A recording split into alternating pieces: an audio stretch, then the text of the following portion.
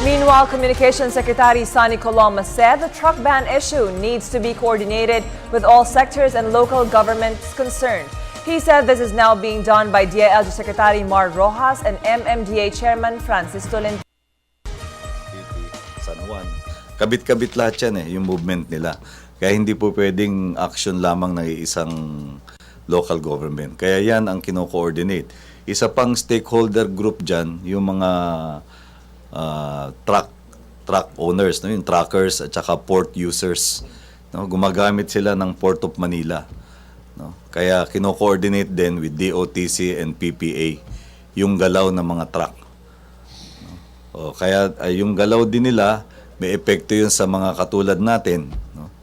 Kaya yung proposed windows for operation and for truck ban ay masinsing pinag-aaralan.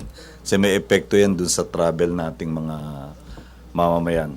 May epekto yan sa mga pumapasok sa paaralan, pumapasok sa tanggapan, at umuwi din.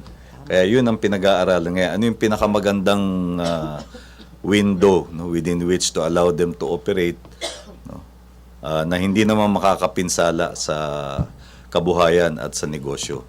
There is very intensive consultation para maging katanggap-tanggap yung solusyon na magiging na-implement sa hindi lamang sa Manila, City of Manila, Metro Manila. Also sir, sa Maynila,